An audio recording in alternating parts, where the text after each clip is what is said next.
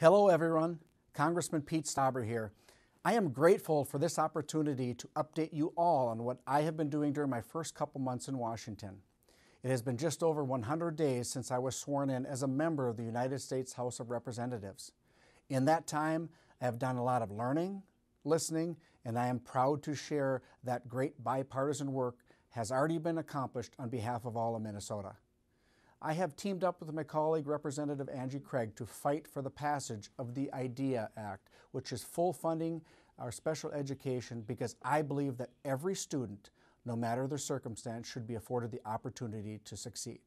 Unfortunately, the federal government is currently not meeting its funding obligation to students who have special education services and needs, leaving many Minnesota students academically disadvantaged.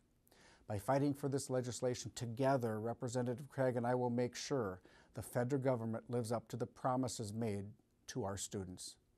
As one of the newest members of the Transportation and Infrastructure Committee, I am committed to improving our state's network of roads, bridges, highways, and airports.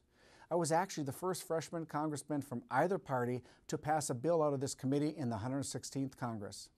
I am proud to say that my Notice to Airmen's Act, a bill to improve aviation safety, is well on its way to becoming law. I was also quick to build on the progress made by my predecessor, Congressman Rick Nolan, by reintroducing a bill to reroute part of our nation's longest trail, protecting conservation land and giving visitors more access to our region's scenic beauty. And I am pleased to share that President Trump recently signed my North Country National Scenic Route Adjustment Act into law. One of the biggest issues currently facing our nation is health care. I believe Minnesotans need high-quality, affordable, and accessible health care that is patient-driven and physician-guided. Unfortunately, since Obamacare was enacted, health care has steadily become less affordable. I believe that we can and must do better than Obamacare. However, I recently voted in favor of a non-binding resolution supporting coverage for pre-existing conditions.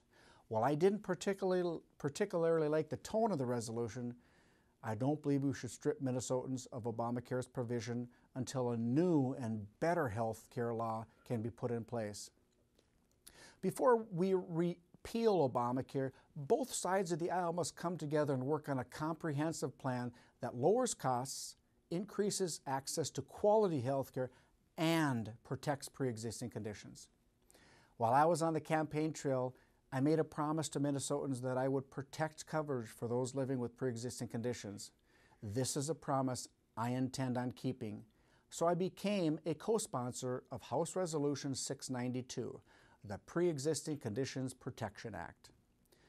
Regardless of what happens in the courts, this legislation would ensure that coverage for pre-existing conditions is never eroded. And to top it off, the Trump administration officially signed the Twin Metals hard rock mineral leases, moving Twin Metals a step closer to offering a mine plan of operation. Just this past week, I was proud to be present as Department of Interior Assistant Secretary Joe Balish signed these leases, rightfully giving our miners the opportunity to meet and exceed all environmental standards. In northern Minnesota, mining is our past, our present, and our future, which is why I remain committed to advocate for policies that allow for the responsible development of our natural resources. After my first 100 days as your representative, the message that I want you to hear is this: I am just getting started.